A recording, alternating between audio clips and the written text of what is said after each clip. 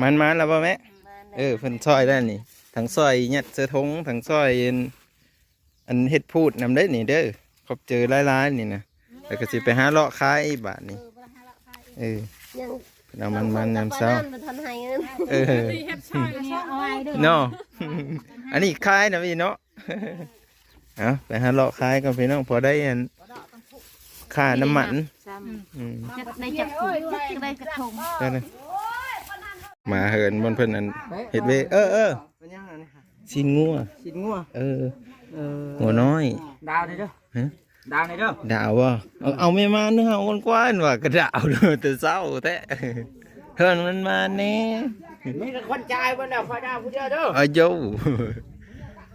น้าบ่าวแล้วแห่งจ่ายเนาะวันนี้มาพอดี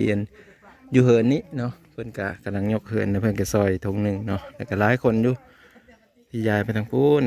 เพิ่นก็ซอยคือกันเนาะขอบเจอเอาแล้วป่ะเอามันนี่มันอันนั้นนี่แหละน่ะ20,000ไป20,000ทุงละมาเฮินแม่เท่านี่เพิ่นก็สิซอยได้แม่เท่านี่เพิ่นสิเอา5ธงว่าซั่นเนาะแม่เท่ามาเบิ่งเดี๋ยวก็เพิ่นสิเอา5ธงก็อันเพิ่นเฮาเลิกว่ะลูกพายเพิ่นเบิ่งไปเด้เห็นลูกพายเพิ่นเบิ่งเนาะเท่าพูดแม่เท่ายังไงแม่เท่าเพิ่นสิได้5ธงพุ่นได้บ่อยากสิเสือสายตาฮักกะโคแล้วนี่ก็มาแล้วซอยคนเดียวแล้วติงอเลยเพิ่นก็ซอยพุ่นละธงพี่น้องเห็นเลยแหละมันโง่น้อยมีแม่นโง่เท่าดอกฮะเบิ่งกัน8:34ไปเด้อ8:00นว่ะอย่าไปมัดมา8:00นเอาไม่เท่าอันนี้เอาขอบเจอเด้อไม่เท่าเด้อของเจ้าติดนี้เนาะติดก็ได้อันแรกเขาว่ากันเบาเอา2ธงก็ติดนี้เนาะติดพันกระทงเดียวก็ได้เพิ่นมีจะเอาแบบนี้จะไปขายกันหน่อยมันไม่ได้ร้ายไปเลยนะบ้านแถวนี้หลอกแบบนี้แหละคนซอยพูละทงจะเบิ้งหรือจะเลอะเบิ้งด้วยนี่ฮะเลอะเบิ้งตัวเลอะมันเขาป่นกระไดตัวมีนี่ตัวนี้ดิช่างค่อยได้แต่หนังมันเฮินหัวเบิ้งดูติดหนังมันไม่ได้มีฮอตซีนน้องโง่มันจ่อยนี่เบิ้งตัวนี้เป็นการลายและของเฮาล้นนั่นมีเลอะอีกมั้ยจับบาดเดียวแล้วเนาะเลือกพันเศษทึกบ้องเอาอีเลยเนาะเลือกทึกบ้องลายก็ทึกบ้องจงลายคือเจ้าหันโตเท้าเยี่ยวหิบจงวานเลยเอาไปขายลายก็ได้เงินลายนี่เนาะไปขายลายก็ได้เงินลายเอาไปหน่อยบ่เอาแค่นั้นแหละเนาะผู้ซื้อก็จะได้ลายผู้ขายก็จะขายน้อยเนาะนี่เอามาแล้วฮะเบอันนั้นเบพักเลยเบพักอยู่เหินนะไปซื้อมาเมื่อก่อนนะได้ยังไม่ทันได้ลงซ้ำเขาก็ไปหาอีแม่เด้อขันจะได้ให้เราปั่นเถอะก็สิได้อยู่แล้วมันพูดละ5-6 เบกับปั่นกันจะพาเด้อไอ้นางเงินนะเด้อไอ้นางกับติดนี้เนาะติดนี้เจ้าก็เอา2 ธงเนาะ2 คนสิกินชำไดก็กินพูดละท้องว่าอีมันท้องเดียวท้องเอาตาไว้ใครก้าวไปหาเขตได้3 วันเงินใครเขตติดนี้2เนาะแม่นั้นแล้วก็ไอ้นางแม่นั้นอยู่บ่พุ่นไปโอ้ยได้ยินแต่ว่าพูดละสาวนี่นะนี่พอดีกินเลยนี่ฮะมีลายมีน้อยพอดีงูน้อยชิ้นงูน้อยงูตายภาคก็ไม่จักไม่ได้ตายภาคงูมันไม่ได้กินนมแม่มันที่ซื่อนะก็เลยมันย่องย่อยอยู่มันล้มเอารถแบบนี้มาเหินเพื่อนนี่เพื่อกระซอยทงนึงเนี่ยพี่น้องเนาะกะให้เดินเลยนะเนาะไปรอขายพอได้ซื้อมาเพชรแป้งโนคือการเห่ากันเลยนะมาดีเพื่อนกระซอยเพื่อนกระซอยแล้วนี่ก็ได้กระชิเลาะไป แถวบ้านพุ่นแหละเนาะเพิ่นแต่น้อยสุเพิ่นนี่ก็สิไปอันนะสิไปหาผู้แคนอยู่เฮินพระเท่าเกิ่งพุ่นแหล้วเนาะเฮินพระเท่าเกิ่งกับผู้แคนเด้อพี่น้องเด้ออ่ะนี่เงินหายเขตนะเด้ เงินหายเขตเรามาซื้อเอาซีนนั่นก็เฮินไอ้นางเนาะไปฮะมาหมอกึบน้อยตีนี่เติบปะไหนมาพี่ได้กินขนมไหนจะหน่อยกินขนมไหนไปบ่ไปหาซีนน้ำไอ้มาแม่ห้อยไว้เลยลอยห้อยไว้เสือนะบ่เสือกระตาบ่เออมาเลาะหาซีนมื้อนี้ก็อยู่เหินน้ำบ่าวนี่แหละบ่อนอันเพิ่นเฮ็ดเหินมือนี่เห็นบ่แล้วหรือได้เหินเพิ่นเนาะมุงแล้วเรียบร้อยไม่ได้ไปหาเขตแล้วลอยแม่ไม่ได้ไปซ้ำมื้อหน้าเด้อสิพาไปหาปลากังเด้อ มื้อหน้าก่อนเธอว่างๆก่อนวันนี้ไปหาเลาะหาซีนก่อนเข้าไปแต่เฮิงแล้วเอากันยังมีหลายดอกพี่น้องอย่างประมาณ4 5 6ปูดนี่แหละเนาะไปเลาะไปหาขาย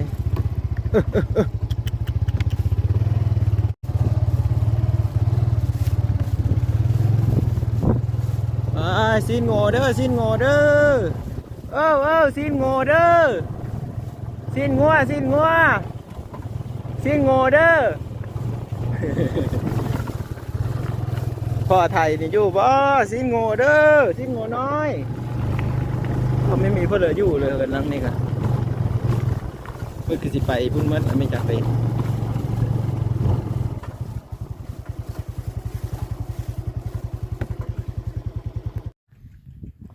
ซีนโง่น้อยเด้อพูดละ20,000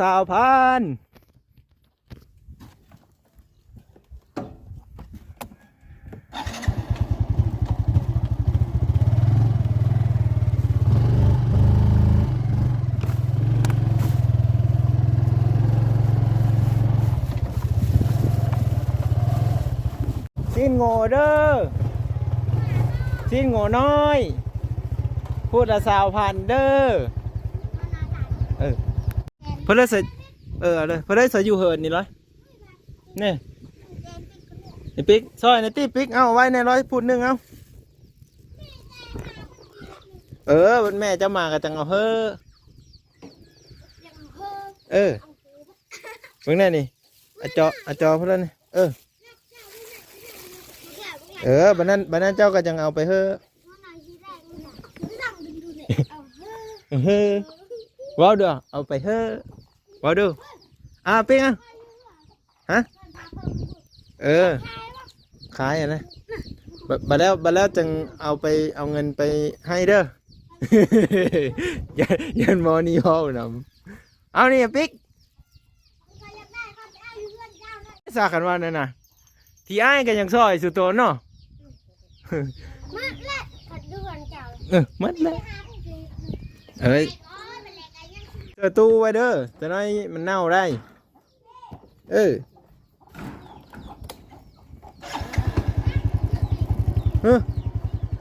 เอาไว้ไปเฮ้ยบัดเดียวเด้อไปแล้วก็ไปเฮ้ยข้าโหนมเลยตอนนี้ก็คือเลาะหาคายมาแล้วก็ยังประมาณ2 4 6 7 8อย่าง8 ทงเลยพี่น้องจะสีเลาะไปเหินลังนั้นสีฮอดบ่เหินมาเท่าเกิ่งในวันติดตามมึงพี่น้อง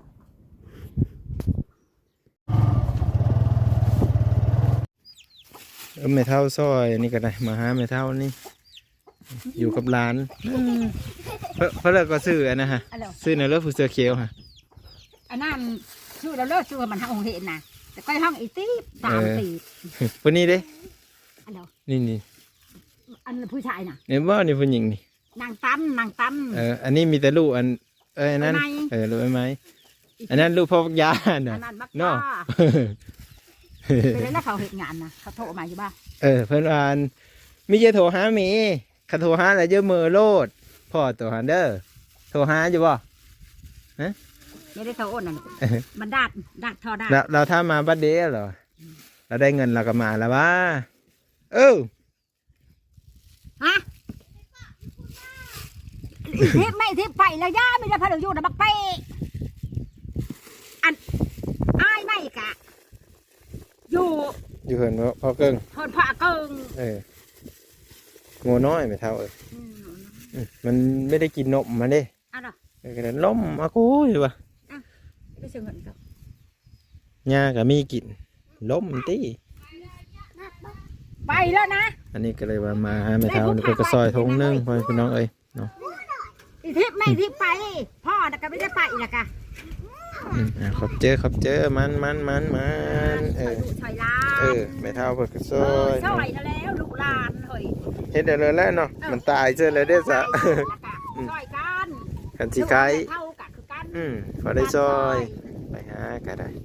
เอ้าพ่อพี่น้องเอ้ยเลาะต่อบัดนี้ก็ได้ก็ยังประมาณ7ทงบัดนี้ เลาะไปดิ เลาะฮอดบ้านนั่นเขาบ้านแรกแล้ว มาแล้ว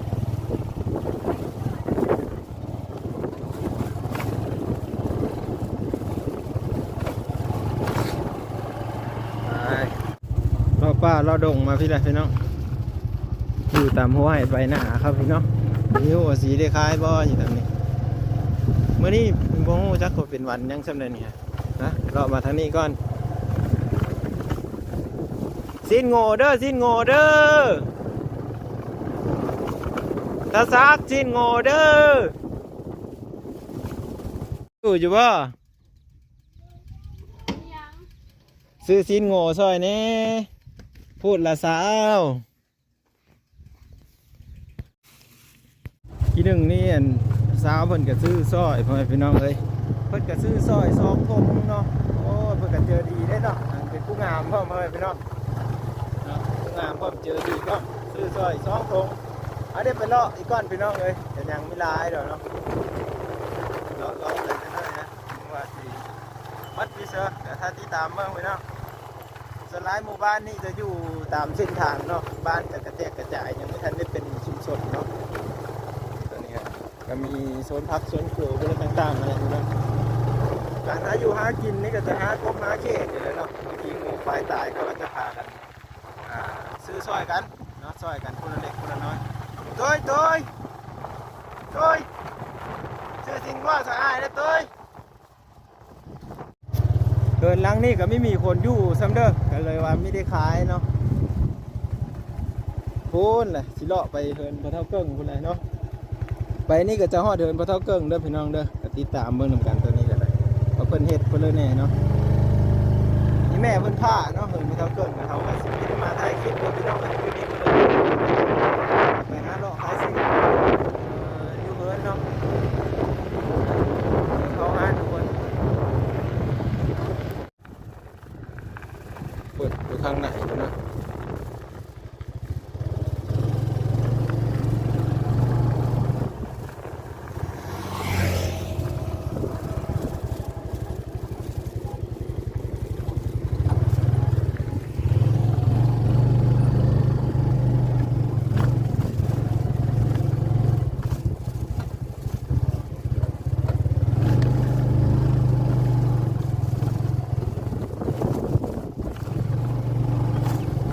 โอ้คนมาเต็มหมดเลยนะคือเนาะ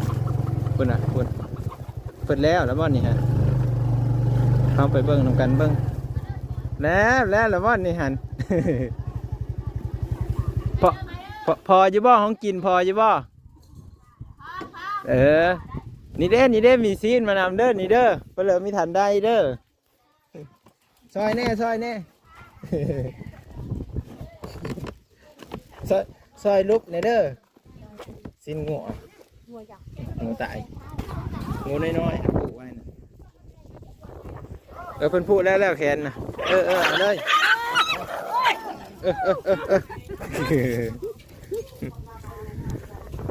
เจอทางปะเทาเกิ้งมาไปถามปะเทาเกิ้งก่อนผู้แขนหรือบ่เนี่ยปะเทาเกิ้งแล้วพอพี่น้องเอ้ยเนาะกำลังกินข้าวสามัคคีกันอยู่สิ้นโง่เอาในแม่จักพูดจักเหลือเท่าเกิ้งพูดละ20,000เงินจะน้อยกันได้ เท่าเกิ้งเพิ่นว่าเอา5พูดเลยเพิ่นว่านี่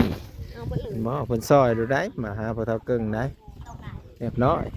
บ่าวองหมดป่านนี้ เพิ่นเลยไม่ได้เอาก็เสียเจอเด้อเพิ่นเอาหมดแล้วเด้อ พอเท่าเกิ้งเราซื้อซอยแล้วพ่อแม่พี่น้องเอ้ยเนาะแต่เพิ่นว่าตอนซ้ายเพิ่นได้สิย่างเอาไปเฮ้อเพิ่นว่าบัดนั้นเจ้าไปเฮ้อนะอีแม่ก็ได้เด้อ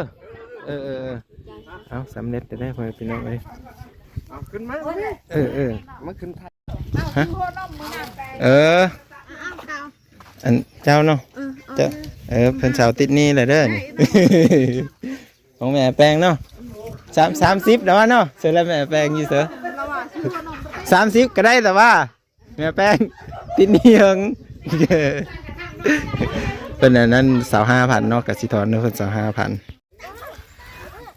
ป้าอามันเธอหน้าแล้วเอาให้เต็มกระถางเขาจะได้เงินลายฮะเด้อเจ้าเอากระถางมึงใหญ่เขตน้อยๆก็ได้น้อยแล้วเอาเต็มกระถางเลยเพิ่นมาซื้อนะมาซื้อเครื่องเนาะเห็นบ่ซื้อเครื่องซื้อของแล้วเพิ่นก็เอาไปลงตลาดแบบนี้นะถ้าเพิ่นเลยแบบว่าทางนี้ฮะนะก็หาอยู่หากินแบบนี้พอเป็นเนาะเนาะเพิ่นว่าขายกบเด้อจังมาใส่นี่เพิ่นว่า เอาเดี๋ยวถอนเด้อเพิ่นก่อนเพิ่นเนาะถอนอยู่30เนาะถอนอยู่30,000เงินทอน30,000ขอบใจเนาะประมาณนี้ได้พอเป็นเนาะ